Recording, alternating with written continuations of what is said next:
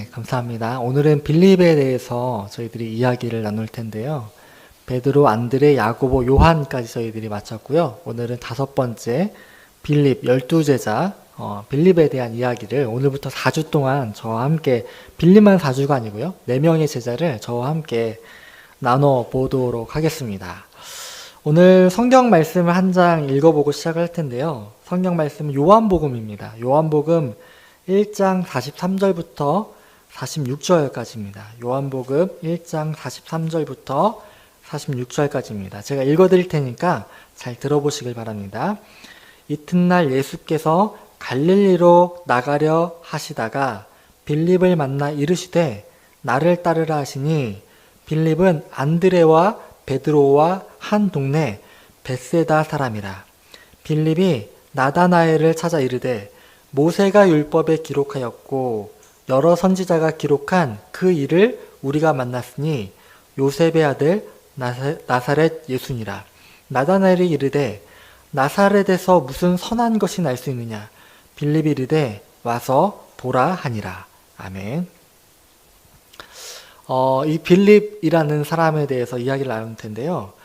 이 빌립이라는 사람의 이름은 저희가 여러 번 나누었던 것처럼 헬라식 이름입니다.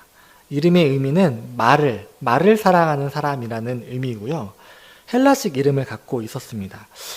당시 이 헬라식 이름은 전통적인 유대인들은 선택하지 않는 이름이었어요. 굉장히 낯선 이름이죠. 제가 중학교 때도 굉장히 낯선 이름을 가진 친구들이 있었거든요. 순수한 한글 이름이죠.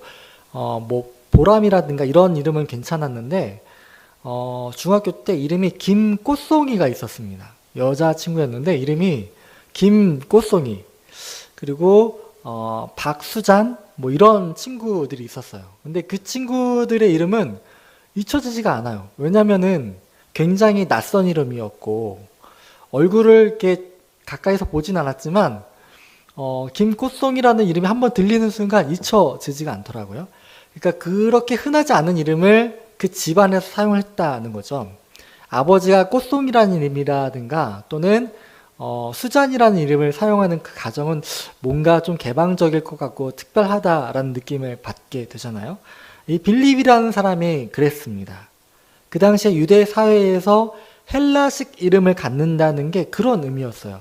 주변에서 굉장히 신기하게 봤을 터이고, 왜냐하면 유대교 집안이잖아요. 그런데 헬라식 이름을 갖는다는 것에 대해서 굉장히 낯선 느낌이었을 것입니다. 그래서 그런지 이 빌립에 대한 기사는 오직 요한복음에만 나옵니다. 다른 4복음서 중에서 마태, 마가, 누가에는 이 빌립이라는 이름은 나오지만 빌립이 예수님과 어떻게 했다, 만나서 따라갔다, 그런 기록은 전혀 나오지 않고요. 오직 요한복음에만 빌립이 예수님을 만났던 이야기, 예수님께 질문했던 이야기, 그런 것들이 오직 요한복음에만 기록이 되어 있습니다. 아마도 요한이 이 빌립과 친한 친구였음이 전승에 기록이 되어 있는데, 그래서 아마 요한이 빌립에 대해서 기록했을 것이라는 추측을 해보게 됩니다. 자, 우리 첫 번째로 이렇게 빌립의 이름에 대해서, 또한 그에 대해서 잠깐 이야기를 나눴는데,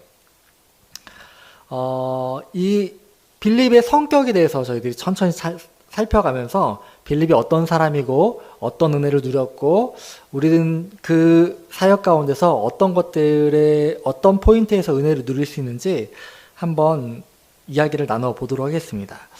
오늘 본문을 보면은 예수님께서 갈릴리로 나가려 하시다가 빌립을 만나게 되죠. 그래서 나를 따르라 단호하게 한 번의 이야기를 하십니다. 그런데 빌립이 그 친구를 찾아갑니다. 예수님께서 나를 따르라라고 얘기를 하셨는데 빌립이 나다나엘이라는 친구를 찾아가서 이렇게 얘기를 합니다. 뭐라고 얘기를 하냐면 모세가 율법에 기록하였고 여러 선지자가 기록한 그 일을 우리가 만났다, 이렇게 얘기를 합니다. 그러니까 예수님이 구원자이심을 판단했던 근거가 다른 사람의 의견이나 그 사람에게 모여들었던 그런 사람들을 보고 판단하지 않았어요. 이 당시에는 이미 세례 요한이 많은 제자들을 거느리고 있었잖아요. 이렇게 사람이 모였던 것을 판단하지 않고 오직 본인이 알고 있던 말씀에만 근거해서 예수님이 구원자라는 판단을 하게 됩니다. 이미 같은 고향 친구인 베드로와 안드레를 통해서 예수님이라는 사람에 대해서는 알고 있었을 것입니다. 하지만 아주 신중하게 생각했던 사람이죠. 그런 신중했던 사람에게 예수님께서 나를 따르라 이야기를 하시니까 이 빌립이 나다나엘과 이야기를 하고 그리고 내가 정말로 구주를 만났다 이야기를 하고 바로 예수님을 따라가게 됩니다. 굉장히 신중하고 이성적인 사람인 반면에 자신의 생각이 맞다라는 결심이 들면 결단력 있게 행동으로 옮길 만한 사람이 빌립입니다. 그래서 이 빌립은 성경적인 지식이 굉장히 많았던 사람으로 여겨지고요. 모세의 율법에 근거하여서 이 로마의 압제 하에서 다시 한번 우리를 해방해줄 그런 메시아가 예수님이라는 판단을 하게 된 것이죠. 그래서 이 빌립은 예수님을 따라다니게 됩니다. 예수님을 따라다니게 되는데 순간순간 이 빌립은 의심을 하게 되죠. 예수님과 동행하면서 정말 많은 가르침을 받았고 기적을 목격을 합니다. 그런데 이 믿음과 인간의 합리적인 생각 사이에서 굉장히 혼란스러워하던 사람입니다. 이게 예수님을 진짜로 구주로 믿었나 아니면 진짜로 해방자, 그런 해방자로 믿고 따랐나 그런 사고방식 두 개 가운데서 굉장히 마음에 힘듦을 가졌던 사람입니다. 또한 되게 물질주의적인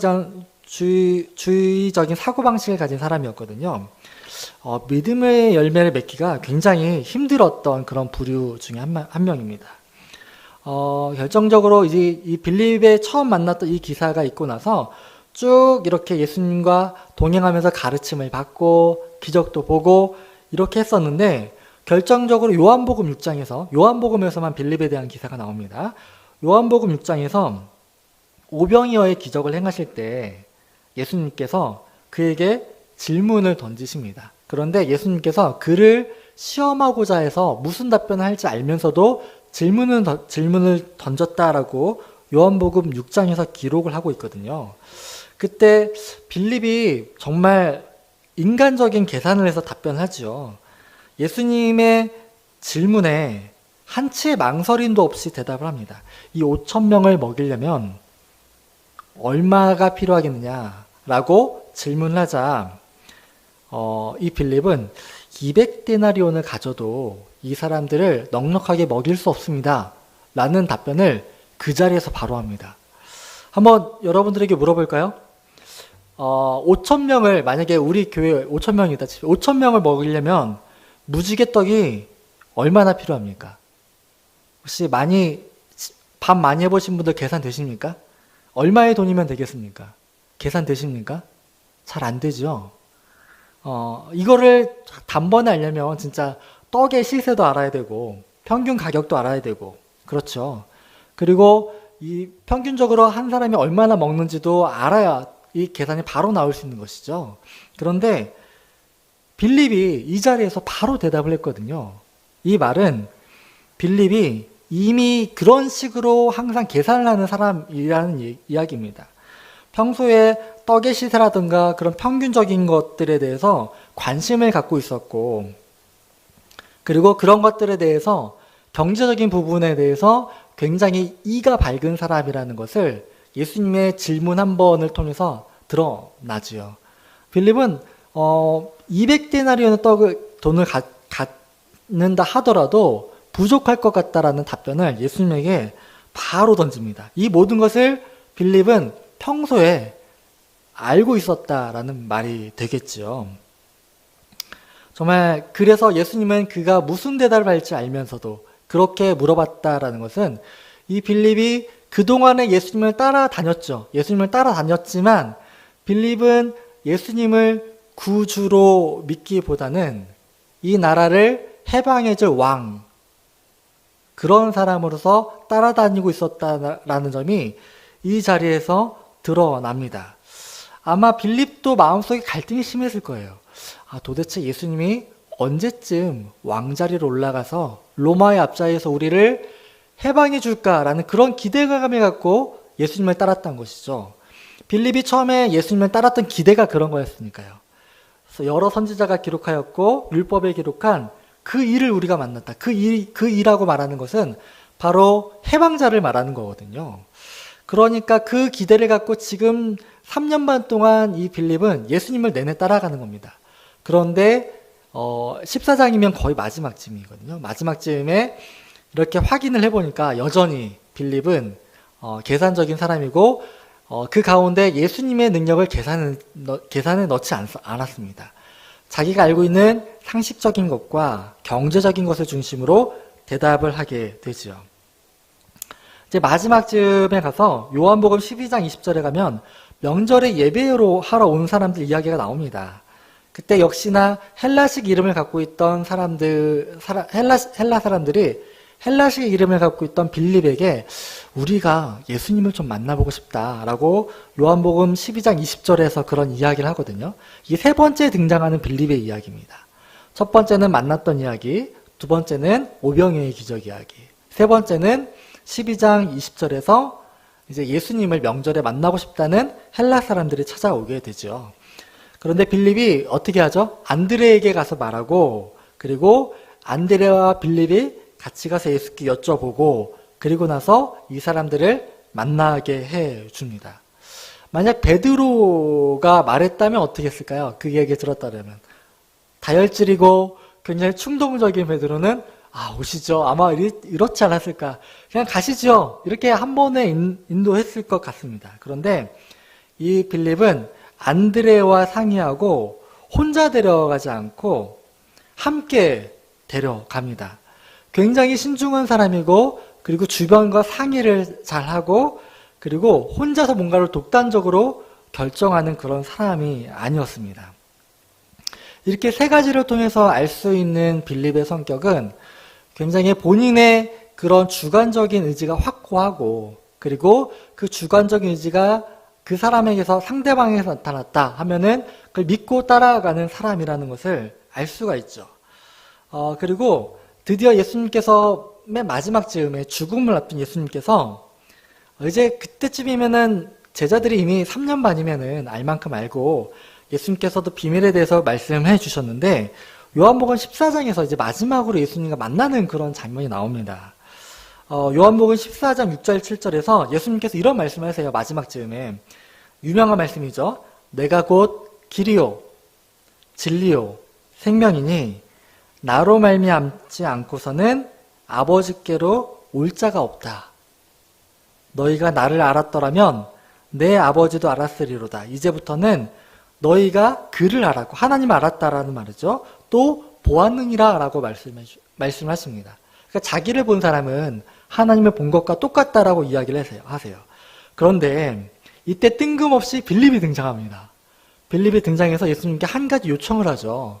부탁을 하죠. 그동안 등장하지 않았던 빌립이 등장해서 예수님께 요청을 하나 합니다. 그 요청이 뭐냐면 14장 8절입니다.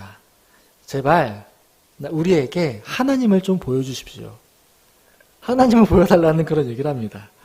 얼마나 믿어지지 않았으면 이 빌립이 나를 보았으면은 하나님 본 것과 같다라고 말을 했는데 그게 얼마나 믿어지지 않았으면 빌립이 그 마지막을 앞둔 예수님에게 우리에게 제발 하나님을 한 번만 보여달라 그런 이야기를 합니다.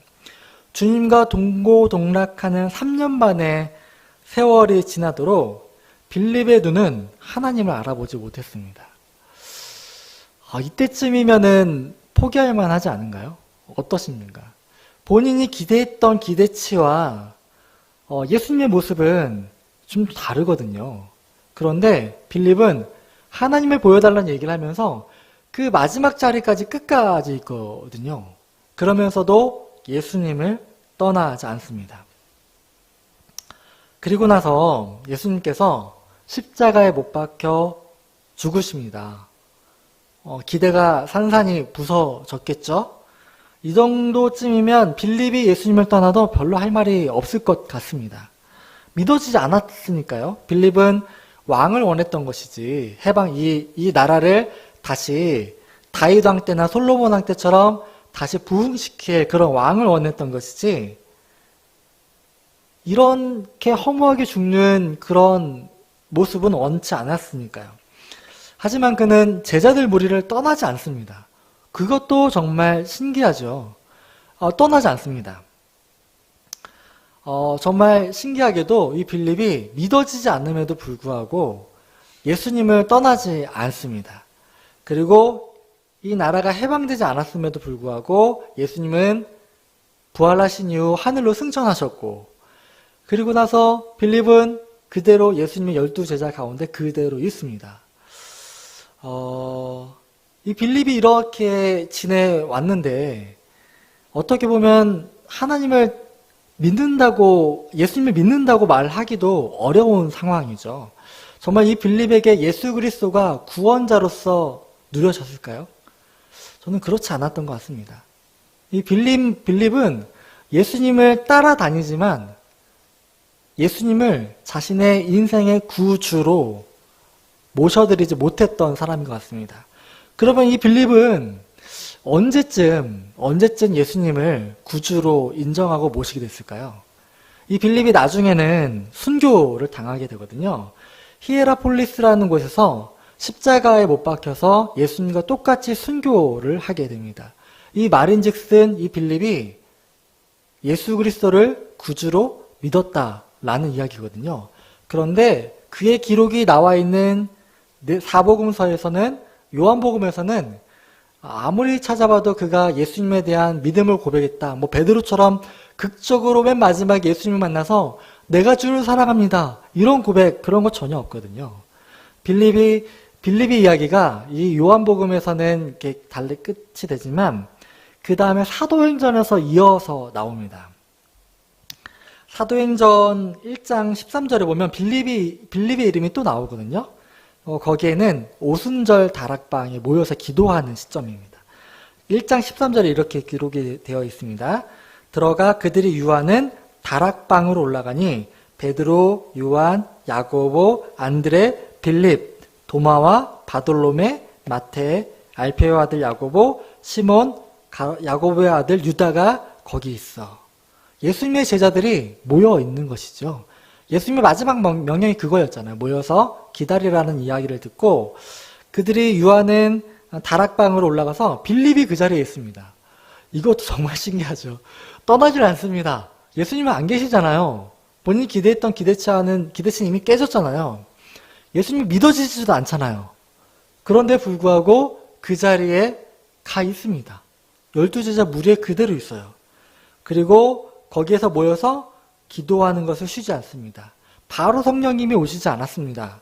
기도하는 것을 쉬지 않고 멈추지 않고 빌립도 그 자리에서 기도를 계속합니다. 그러다가 사도행전 2장에서 이렇게 이야기를 시작을 하죠.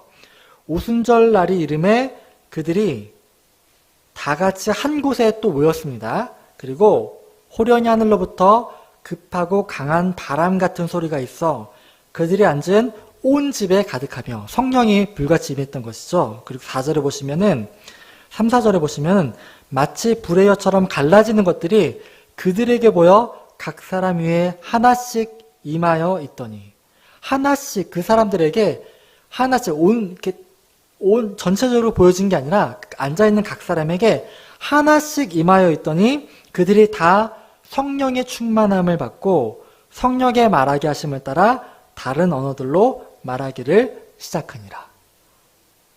이때 빌립이 성령을 받고 이때부터 예수 그리스도의 제자로서 살아갔다라고 여겨지게 됩니다.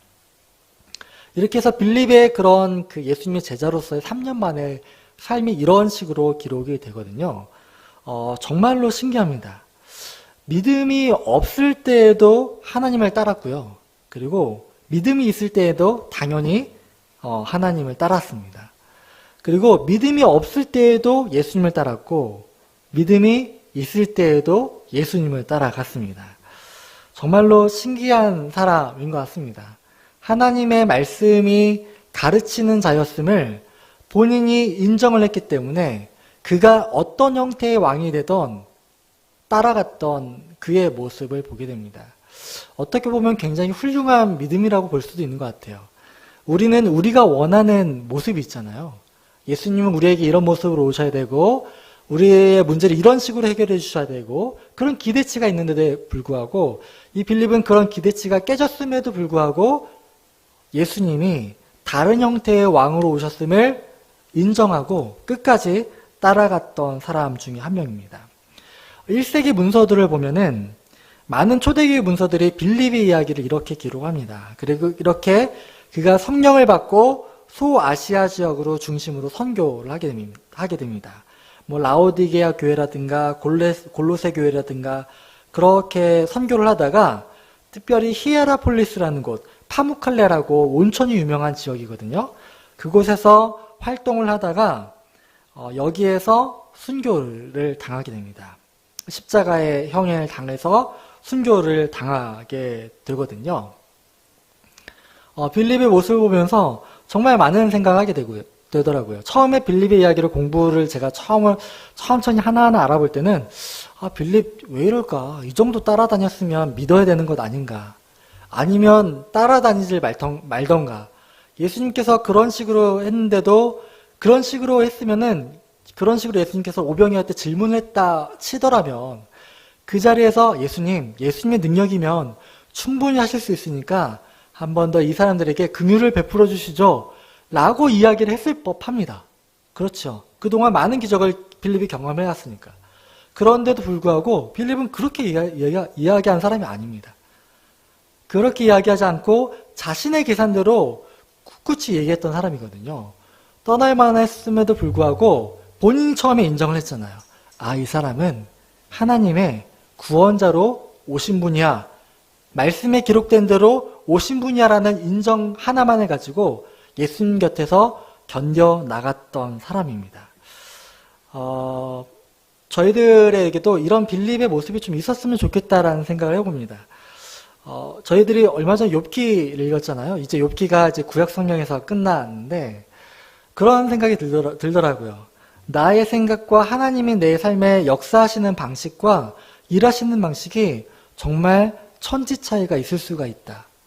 그리고 또한 욥의 세 친구가 와서 이야기하는 내용들이 하나같이 틀린 말들이 아니에요. 성경에 근거해서 죄가 있는 사람에게는 하나님이 벌을 내리신다. 틀린 말이 아니거든요. 그리고 욥아, 네가 그렇게 의로운 사람이 아니었을 수도 있다. 네 죄를 다시 한번 되돌아봐라.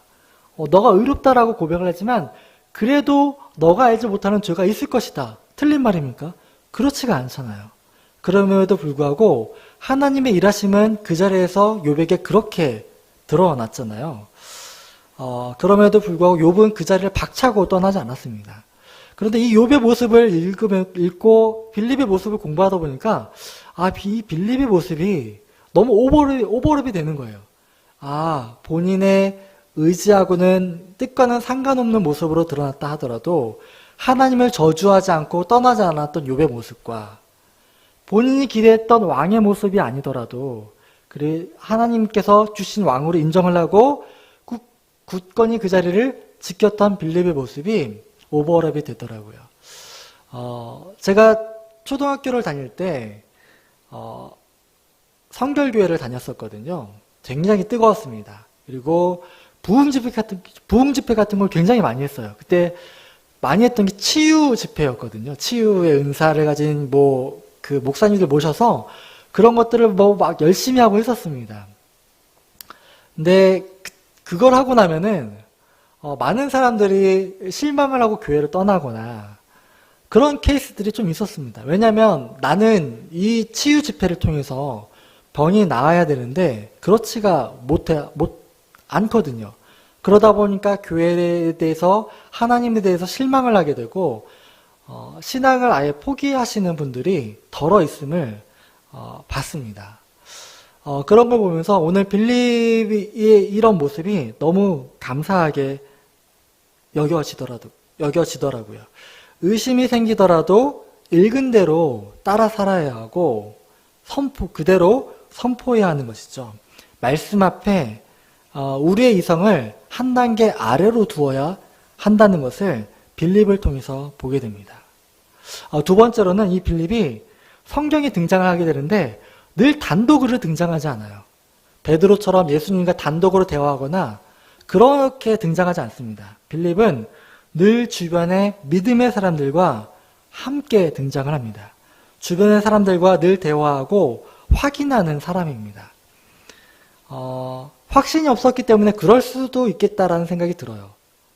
확신이 없으니까 주변에 있는 믿음의 사람들에게 확인하고 이게 예수님에게 데려가도 되는 일인지 아닌지를 점검하는 그런 사람이었습니다.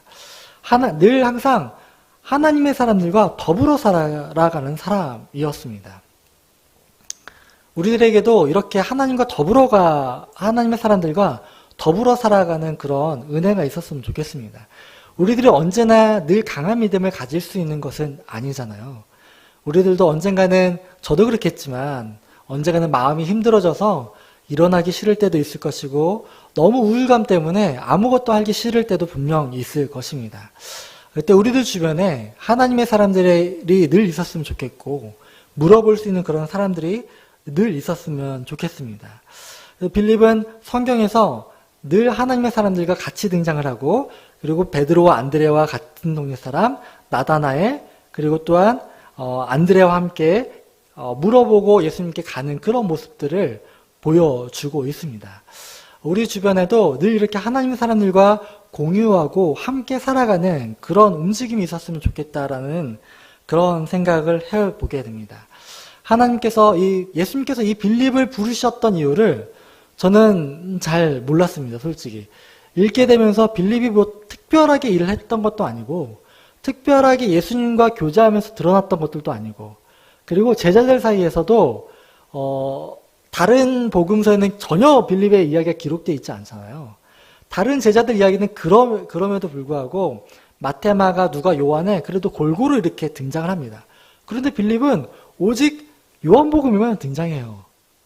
그 정도로 관계성도 별로 좋지 않았던 사람인 것 같고, 그럼에도 불구하고 예수님께서는 빌립을 한 번에 부르시고, 그리고 그를 끝까지 품어주시고, 빌립 또한 본인이 인정한 그대로 끝까지 예수님 옆에 있고, 그리고 나서 그는 결국 성령을 받아서 복음을 전하는 그런 전도자의 삶을 살았던 모습을 보게 됩니다. 어떻게 보면 우리 주변에 빌립과 비슷한 성향을 가진 사람이 있으신가요? 제 친구 한 사람이 또 생각이 나기도 하고, 동기도 생각나는 사람도 있고, 후배가 생각이 나는 그런 케이스들 있더라고요. 본인이 인정은 하지만, 믿어지지 않는 일임에도 불구하고 끝까지 따라갔던 그런 사람들의 모습도, 생각이 나게 됩니다. 우리 주어지는 말씀의 권위 앞에서 빌립처럼 우리들의 이성을 한 단계 내려놓기를 소망합니다. 우리의 이성으로, 생각으로, 그리고 깨달음으로 하나님의 말씀을 알 수 있다라는 이성의 생각을 잠시 내려놓으시기를 바랍니다.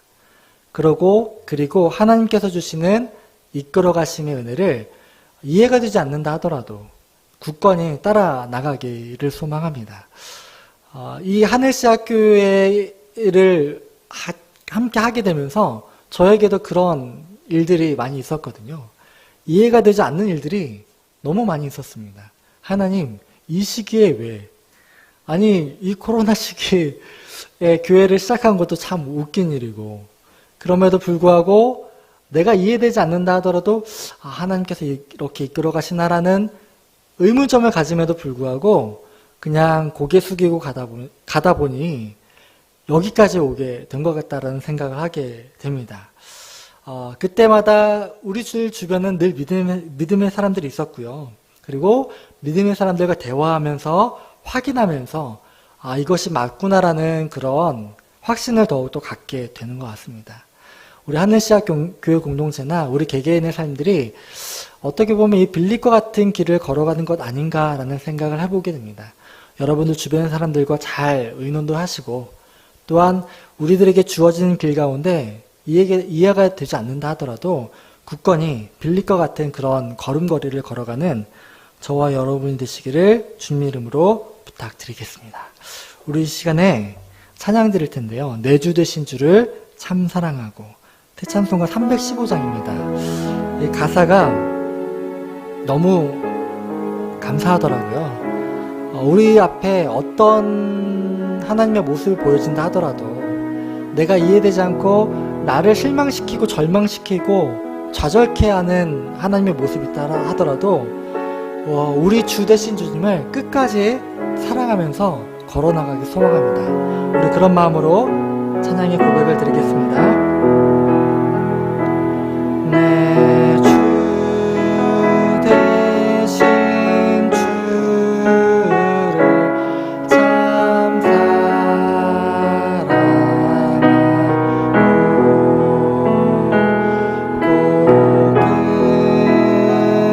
그에게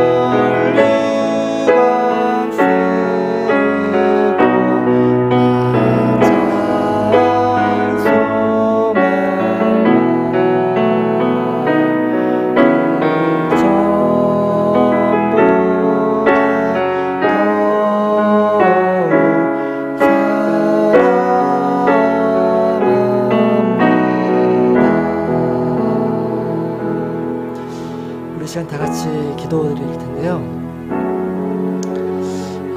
빌립은 본인이 확신한 것에 대해서 의심의 눈길이 생기고, 그리고 마음속에 혼란이 생긴다 하더라도 끝까지 따라갔던 사람입니다. 하나님, 우리들에게도 이 빌립과 같이 아버지를 끝까지 따라가는 그런 소망함이 있습니다. 우리 주님의 나라에 올라가는 그 순간까지, 주님 앞에 서는 그 순간까지 우리들의 이성을 내려놓고 아버지의 선한 인도하심을 의지하면서 끝까지 따라갈 수 있는 그런 빌릴 것 같은 결단이 있도록 도와달라고 이 시간 다 같이 기도하겠습니다. 기도하시겠습니다. 하나님 아버지 감사드립니다. 오늘도 정말 빌림을 통하여서 저희들이 다시 한번 하나님의 따라가는 길을 다 돌아보게 됩니다. 아버지 하나님, 저희들의 삶 가운데 이해되는 하나님의 인도하심이 얼마나 될까요? 저희들의 삶 가운데 정말 100% 확신하는 정말 따라가는 주님의 삶이 얼마나 될까요? 하나님 아버지, 그럼에도 불구하고 하나님 우리의 삶에 100% 계획을 계시고 선한 길로 인도하시는 분임을 믿습니다. 아버지 하나님, 빌립과 같이 의심의 눈길이 있고 우리들의 계산이 있다 하더라도 주님의 길을 뒤따름을 멈추지 않을 수 있도록 도와주소서. 예수 그리스도의 길을 따르는 그 걸음걸이가 저를 삶 가운데서 멈추지 않도록 도와주옵소서. 아버지 하나님 인도하심을 기대합니다. 저희들의 삶을 인도하여 주옵소서.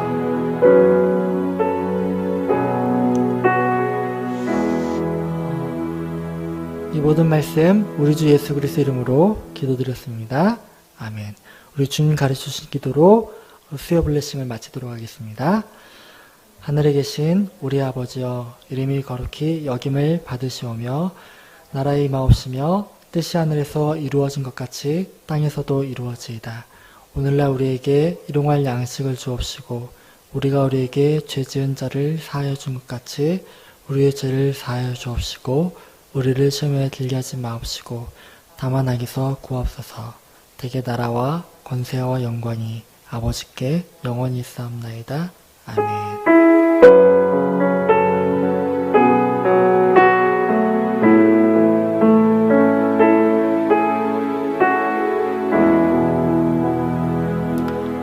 수요 블레싱을 이상으로 마치도록 하겠습니다. 다음 주에 뵙겠습니다. 수고하셨습니다.